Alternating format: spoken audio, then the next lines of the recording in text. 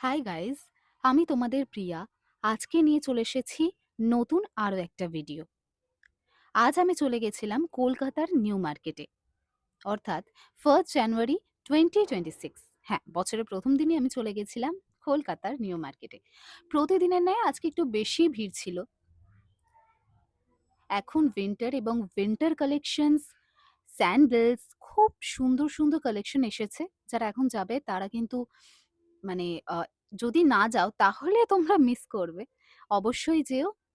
৫০ টাকা, ১০০ টাকা, ১৫০ টাকা, ২০০ টাকার মধ্যে সোয়েটশার্টস, সোয়েটার্স, কোটস, জ্যাকেটস খুব ভালো ভালো ট্রেন্ডিং পেয়ে যাবে তোমরা এখন গেলে।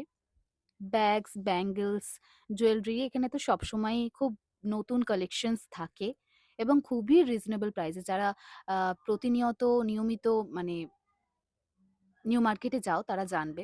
আমি চলে গেছিলাম আজকে সিম পার্ক মলে, যেটা আন্ডারগ্রাউন্ডে আছে। চলো তোমাদেরকে দেখিয়ে দিই ভিতরটা।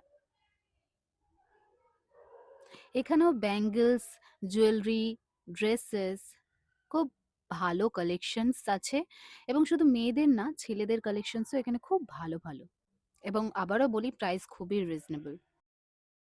সিম পার্ক মলের উপরেই আছে, ঠিক মানে যেহেতু মলটা আন্ডারগ্রাউন্ড। সো হ্যাঁ, এইখানেই ফাঁকাই জায়গাটা আছে। এখানে মোটামুটি কিছু সেরকম দোকান ঘাট নেই বলে তাই মোস্ট অফ দ্য টাইম ফাঁকাই থাকে, যে কোনো অকেশন হলেও। সেটা তোমরাও যদি আমার মতো ক্রাউড বেশি পছন্দ করো না বা ক্রাউডের থেকে এতক্ষণ শপিং করেও করতেই হবে, শপিং অবভিয়াস এটা, এবং তারপর একটু বোর হয়ে গেছো, মানুষের মুখ দেখতে দেখতে একটু ফাঁকা জায়গায় যেতে চাও আমার মতো, তো তোমরাও এখানে এসে একটু লেমন টি, কফি খেয়ে নিতে পারো। যারা নিউ মার্কেটে আসো তারা জানো হয়তো এই জায়গাটার ব্যাপারে, যারা আসো না তাদের উদ্দেশ্যেও বলা হচ্ছে। হ্যাঁ, ওকে। তো আজকের ব্লগটা আমি এখানে এন্ড করছি, দেখা হচ্ছে পরের ব্লগে। বাই।